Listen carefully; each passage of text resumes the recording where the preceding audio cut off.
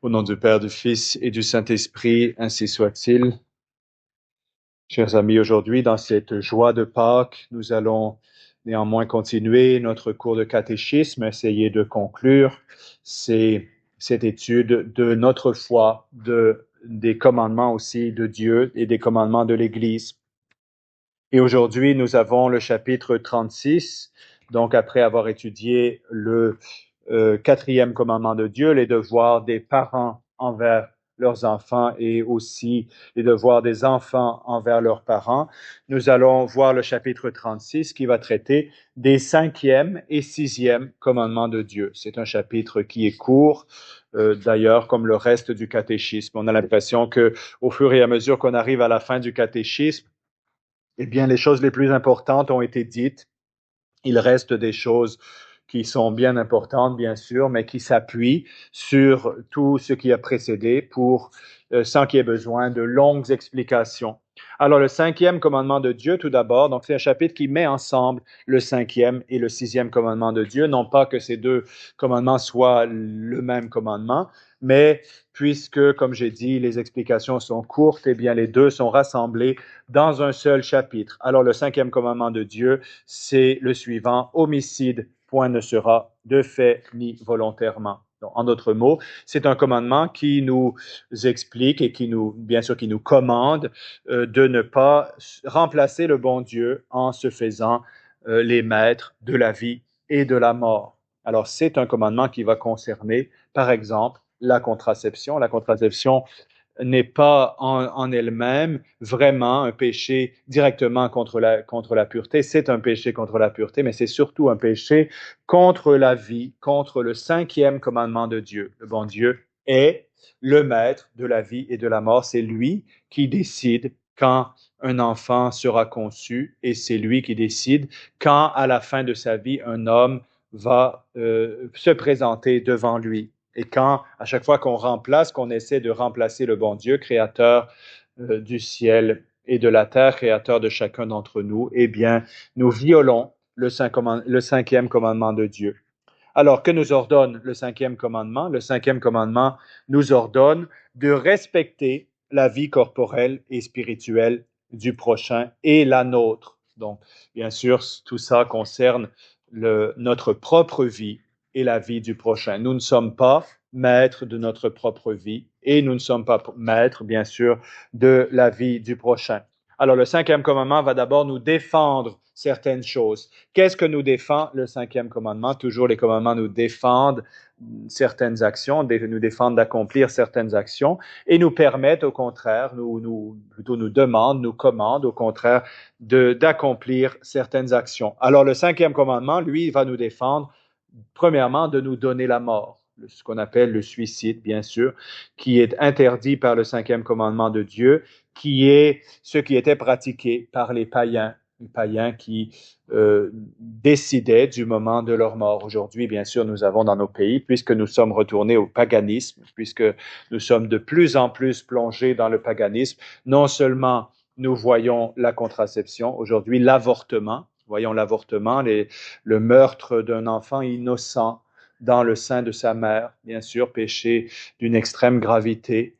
Et puis, nous voyons aussi aujourd'hui l'euthanasie qui est proposée, mais qui risque de devenir de plus en plus obligatoire. J'ai bien la crainte, bien sûr, qu'un jour, ça devienne dangereux, surtout après un certain âge, bien de se présenter à l'hôpital. C'est déjà dangereux d'une certaine manière, mais que ça le devienne vraiment dangereux dans le sens où, eh bien, on pourra vous prendre votre vie puisque vous êtes trop vieux, vous êtes plus utile à la société. Oui, c'est la mentalité païenne, Alors, on va essayer de profiter de la vie autant qu'on le peut. C'est difficile de profiter de la vie dans notre jeune enfance, puisqu'on n'est pas vraiment conscient. Vous voyez, donc, les enfants sont considérés souvent comme une nuisance à la vie. Donc, c'est pour ça qu'on n'en veut pas. On ne veut pas d'enfants parce que, eh bien, ça nous empêche de faire nos caprices. Et de la même façon, on ne veut pas, on veut de moins en moins des personnes âgées qui, elles aussi, sont un fardeau, qui empêchent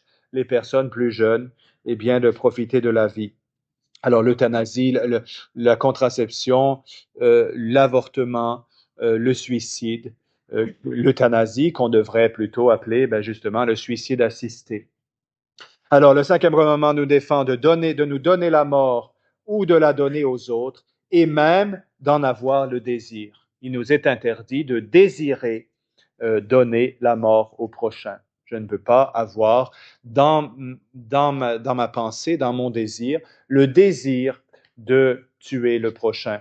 Alors, ça demande quelques explications, bien sûr, puisque quelquefois, les gens vont demander, mais est-ce qu'il est permis de désirer la mort d'une personne qui nous fait du tort, par exemple? Alors, il est permis, bien sûr, d'être délivré d'un tyran, par exemple un chef d'État qui persécute son peuple. Est-ce que le peuple a le droit de désirer sa mort? Oui, dans une certaine mesure, c'est-à-dire le peuple a le droit de désirer être débarrassé d'une personne qui lui fait du tort. En fait, ce qu'on désire réellement dans ce cas, ce n'est pas une chose mauvaise, c'est-à-dire la mort d'une personne, mais plutôt la délivrance d'un fardeau qui nous est imposé. Alors, par exemple, il y a beaucoup de gens qui, sans peut-être le dire de façon explicite, avaient bien le désir qu'on soit débarrassé de François, qui a vraiment persécuté l'Église et trompé les chrétiens. Vous voyez, bien sûr, François était à la tête de la fausse Église. Mais il existe encore, malgré tout, vous voyez aujourd'hui des âmes de bonne volonté un peu partout, y compris quelquefois dans la nouvelle Église, qui pensent faire ce qui est droit, qui pensent écouter les pasteurs de l'Église en écoutant leurs évêques diocésains, en écoutant celui qui est considéré comme le pape. Et bien sûr, ces gens sont trompés, ces gens sont amenés de plus en plus profondément dans l'erreur par la fausse Église. Alors, désirer être débarrassé de quelqu'un qui fait du tort à l'Église de Dieu, qui fait du tort à notre nation, qui persécute notre famille, par exemple, eh bien, tant que ce n'est pas un désir morbide de vouloir une vengeance, de vouloir une chose mauvaise, eh bien, c'est permis, mais sous son aspect de bien.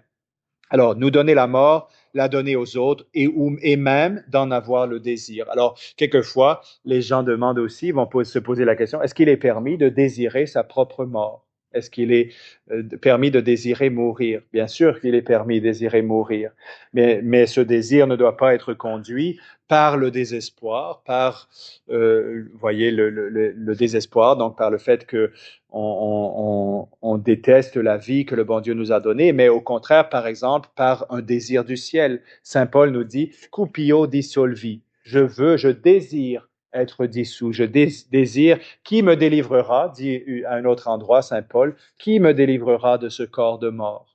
Alors, il est normal que nous, les chrétiens, bien, nous souffrions de cette vie, de toutes les croix que nous devons porter pendant cette vie et surtout de cette concupiscence qui nous habite et qui constamment nous amène au péché, nous risquant de nous faire perdre le bonheur éternel.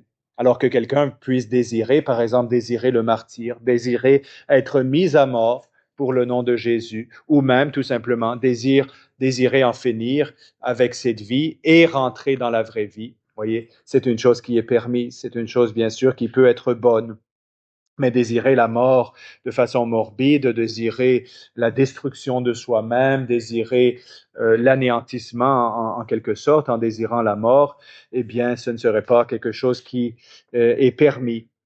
Alors, blesser ou frapper le prochain, une autre chose qui nous est défendue par le cinquième commandement, le haïr, lui dire des injures, nous venger de lui. Alors voilà des péchés contre le cinquième commandement. Blesser, frapper le prochain, le haïr dans son cœur, voyez, lui dire des injures, injurier le prochain ou nous venger de lui. Et bien sûr, on peut le penser, plus la personne est sainte, plus elle est près de Dieu, soit que ce soit bien sûr une sainteté personnelle ou que ce soit tout simplement sa fonction, comme ce serait le cas du clergé, comme ce serait, voyez, le clergé par rapport aux laïcs, les chrétiens par rapport aux païens, etc. Donc, plus une personne sera près de Dieu, plus les injures qu'on lui fera, voyez, seront graves, bien sûr, plus ce sera un péché qui est grave. Donc, injurier le prochain est contraire au cinquième commandement de Dieu, qu'il s'agisse de chrétiens, qu'il s'agisse de païens, mais bien sûr, surtout nos frères dans la foi, et nous venger de lui. Donc, blesser, frapper le prochain, le haïr dans son cœur, lui dire des paroles injurieuses, nous venger de lui. Et troisièmement, nous dit le catéchisme, donc premièrement, nous donner la mort, la donner au prochain. Deuxièmement, en parole et en pensée.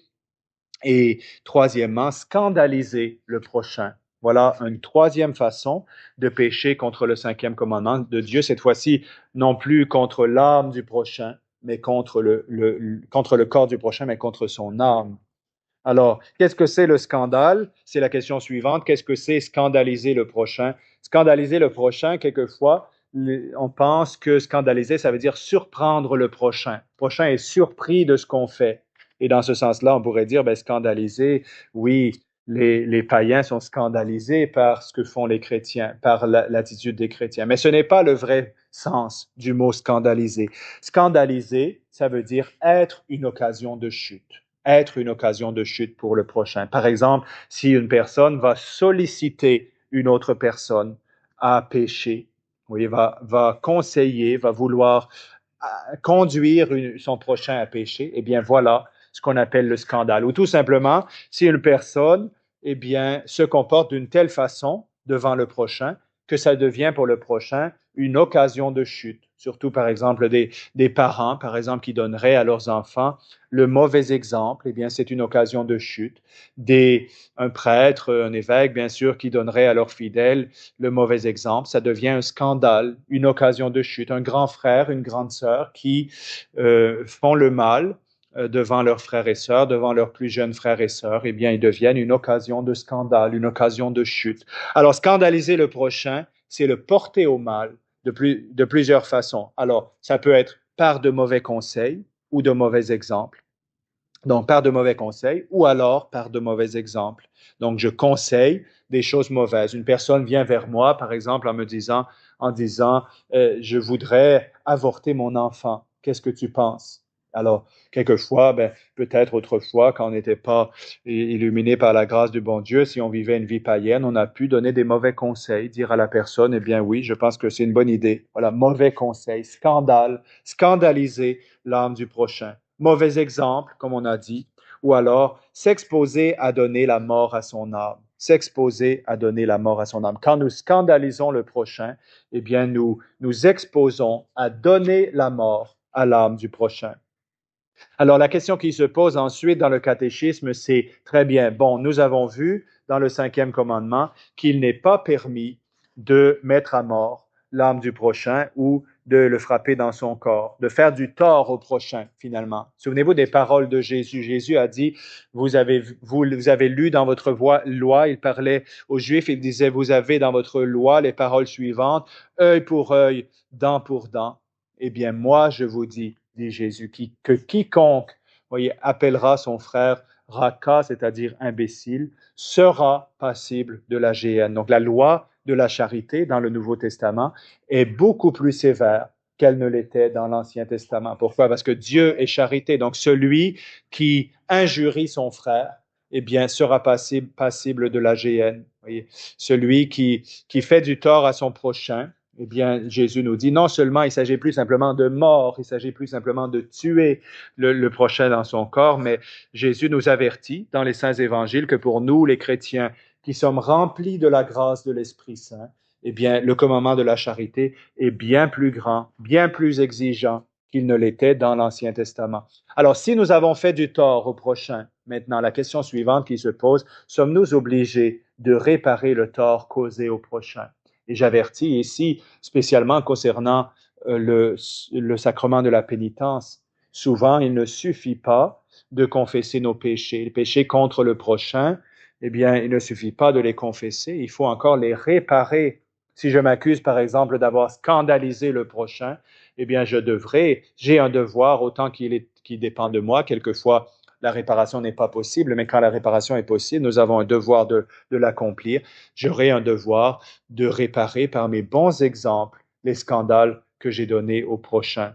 Oui, j'ai comme une dette envers Dieu et envers le prochain. Si j'ai volé le prochain, comme nous allons voir dans le 7e commandement de Dieu, j'ai un devoir de rendre au prochain autant qu'il est possible. Quelquefois, ce n'est pas possible.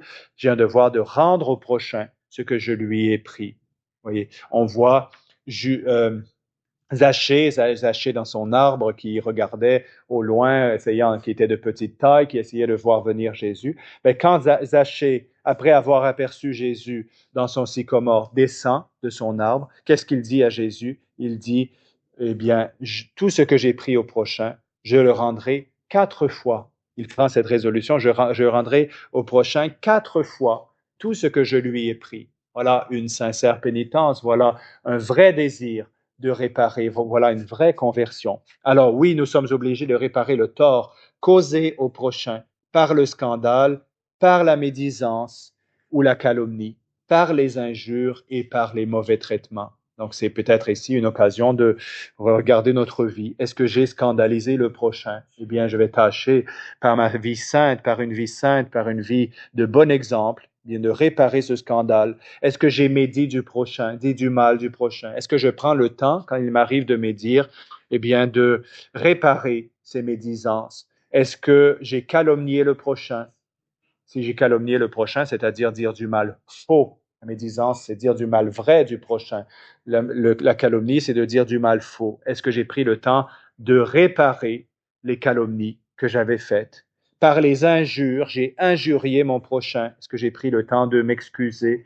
Et si ces injures étaient faites en public, est-ce que j'ai pris le temps, voyez, de réparer d'une façon ou d'une autre, voyez, en honorant cette personne, peut-être, en public, alors que je l'avais injurié, ben je vais l'honorer, lui montrer du respect, lui montrer mon amour et mon respect et les mauvais traitements que j'ai pu donner à cette personne. Oui, nous sommes obligés, dit le catéchisme, ça veut dire pour recevoir vraiment le pardon de Dieu, eh bien, nous sommes obligés de réparer le tort que nous avons fait au prochain.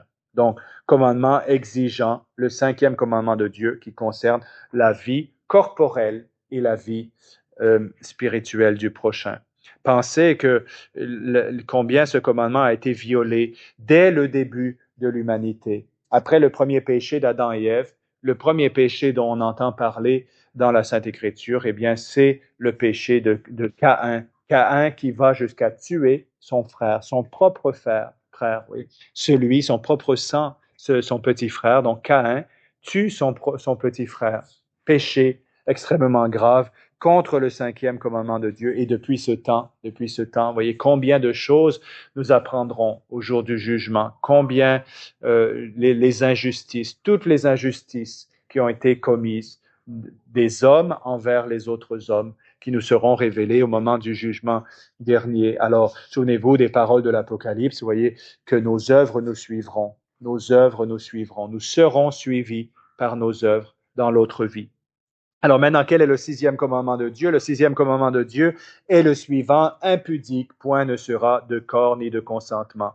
Alors, deux questions pour ce commandement, tout simplement.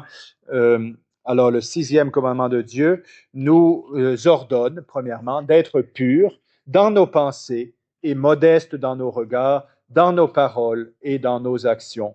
Donc, être purs dans nos pensées, être modeste dans nos regards, dans nos paroles et dans nos actions. Donc ça, c'est un commandement qui a à faire, bien sûr, avec cette capacité que le bon Dieu a donnée aux êtres humains de se reproduire, de donner la vie au nom de Dieu. On a vu que cette vie ne peut être donnée, ne peut être transmise que dans le cadre du mariage. C'est la volonté de Dieu et le mariage lui-même doit être modeste et pur et saint. Mais bien sûr, tous les hommes, quand nous soyons mariés ou non, le 6e commandement nous ordonne d'être purs dans nos pensées. Alors, on peut pécher contre le 6e commandement en pensant volontairement à des choses qui ne sont pas saintes, à des choses qui ne sont pas décentes. Et nous avons, bien sûr, une propension à penser à ces choses depuis le péché de nos premiers parents. Quand Adam et Ève sont tombés dans le péché, ils se sont rendus compte immédiatement qu'ils étaient nus, c'est-à-dire, finalement, ils ont ressenti les feux de la concupiscence. Ils ont ressenti les feux de la concupiscence. Et quand nous tâchons de notre mieux d'être purs, de servir le bon Dieu avec un cœur pur, souvenez-vous de la promesse que le bon Dieu a attachée. Il a dit à cette pureté, il a dit « Bienheureux les cœurs purs, car ils verront Dieu ». La vision de Dieu, c'est la récompense que le bon Dieu a promise à ceux qui seraient purs, à ceux qui se garderaient purs des souillures de la chair, des souillures de ce monde.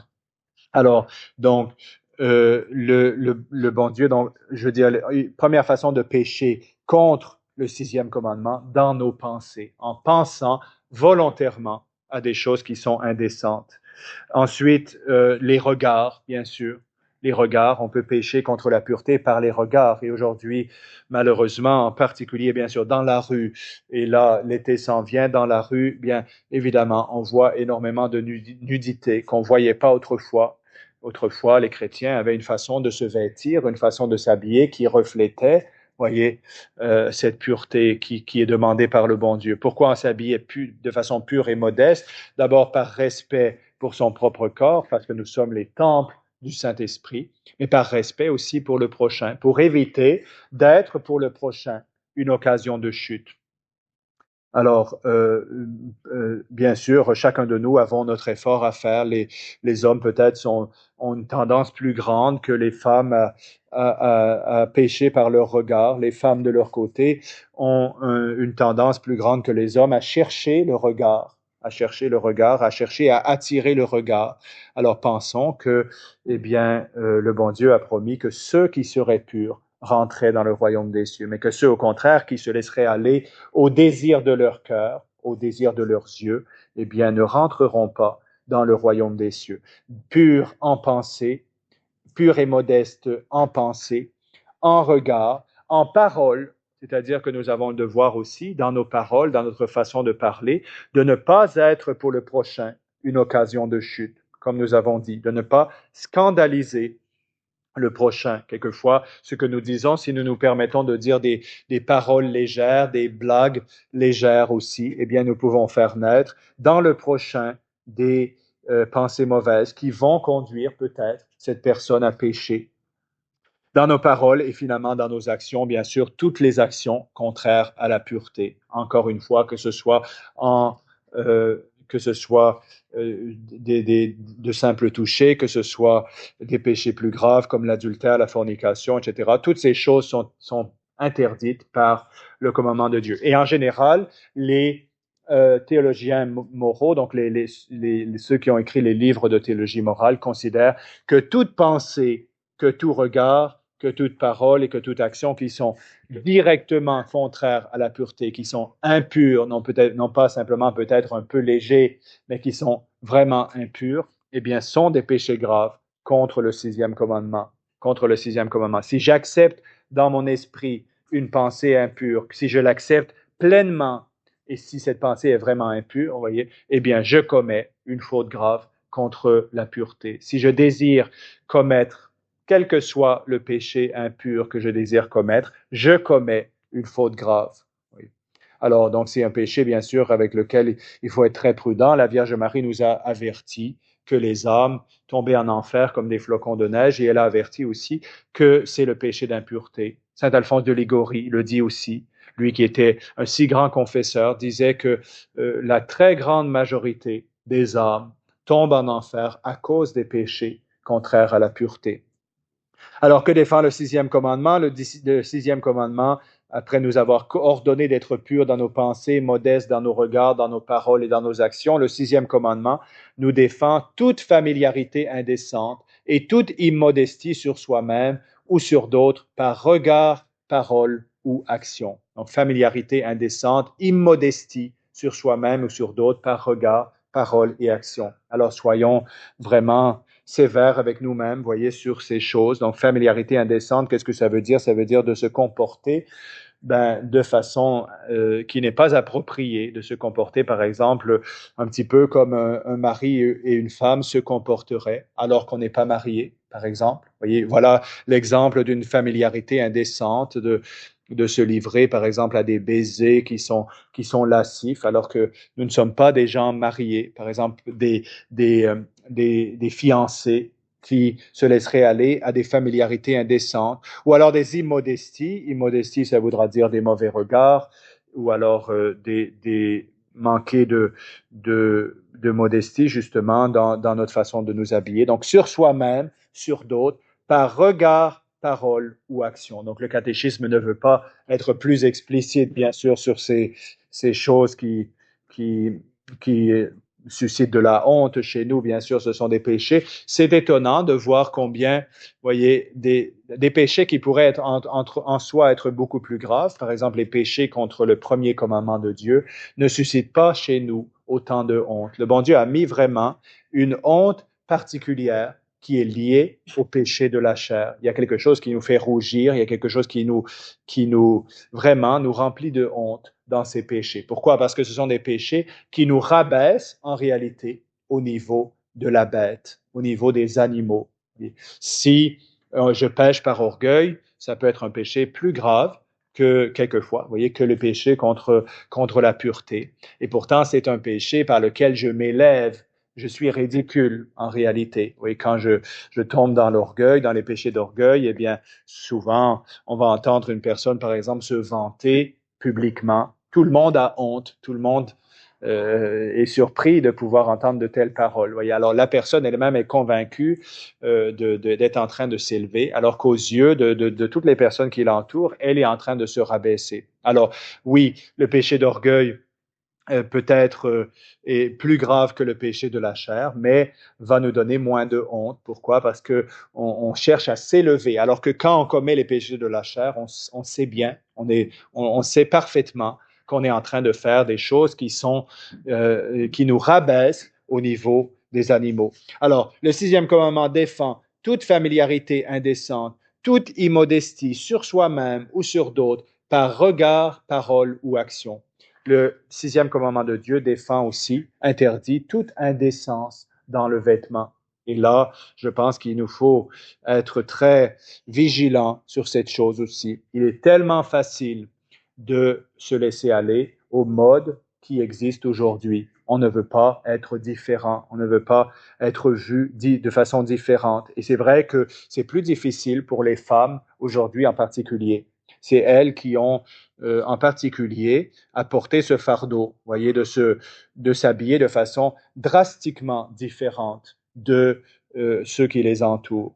Mais je dirais que les hommes aussi ont un effort à faire, bien sûr. Les femmes seront bénies par le bon Dieu. Elles auront des mérites bien plus grands aujourd'hui dans la mesure où une femme chrétienne conserve la décence, alors que toutes les femmes qui l'entourent cherchent à attirer le regard des hommes sur eux par leur indécence. Elle reste décente, elle reste pure. Et c'est ce que nous, les chrétiens, nous, les hommes chrétiens, c'est ce que nous devons désirer, c'est ce que nous devons chérir. Vous voyez, si nous demandons aux femmes de la tradition, de bien s'habiller, de bien se vêtir, et que de notre côté, nous sommes dans la pornographie, nous laissons aller nos regards sur les femmes qui sont mal habillées dans la rue volontairement, etc. Eh bien, nous serions indignes de ce que nous demandons à nos épouses, ce que nous demandons à nos filles. Et nous demandons cette décence aux femmes qui nous entourent, et pourtant, nous, de notre côté, nous nous laisserions aller à l'indécence dans nos regards, dans nos pensées, dans nos désirs. Non, soyons vraiment ceux qui montrent le chemin. Vous voyez, on appelle souvent les femmes le sexe faible. Souvent, malheureusement, aujourd'hui, les hommes sont le sexe faible. Soyons le sexe fort, soyons ceux qui non seulement demandent de ceux qui les entourent, mais montrent un exemple à ceux qui les entourent. Et je pense aussi que nous, les hommes, nous avons le devoir aussi de nous habiller de façon digne. Quelquefois, aujourd'hui, les hommes s'habillent de façon complètement relâchée. Autrefois, un homme s'habillait correctement, un homme était toujours vêtu de façon honorable. Bien sûr, il y a une tenue pour aller à la messe, il y a une tenue pour travailler, il y a une tenue quand on est à la maison. Mais voyez, évitons autant que possible les vêtements relâchés qui sont ceux de notre génération.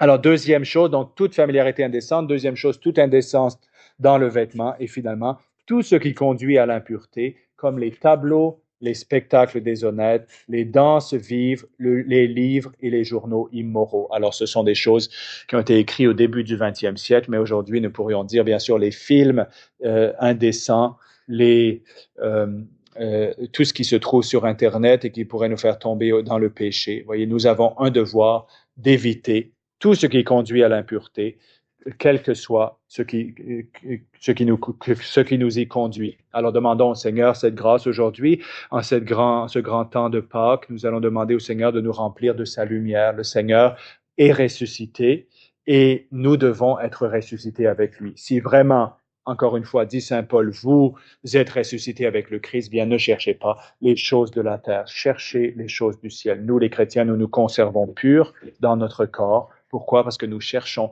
non pas les plaisirs d'ici-bas, mais les choses de la terre. Nous allons demander cette grâce aujourd'hui par l'intercession de la bienheureuse Vierge Marie, de tous les saints apôtres de Jésus, témoins de sa résurrection, qui nous ont rendu témoignage de la résurrection de Jésus, de telle sorte qu'aujourd'hui, nous qui vivons après eux, bien nous avons ces témoins qui sont allés jusqu'à donner leur vie pour notre Seigneur Jésus-Christ, pour témoigner de sa résurrection, qui nous assure, qui nous réconforte, qui rendent notre foi certaine. Et ce témoignage des apôtres, de tous ceux qui ont vu Jésus ressuscité, rendent notre foi certaine. Alors demandons leur intercession pour que nous puissions persévérer dans la foi jusqu'au dernier moment de notre vie et aussi observer le plus parfaitement possible les commandements du Seigneur.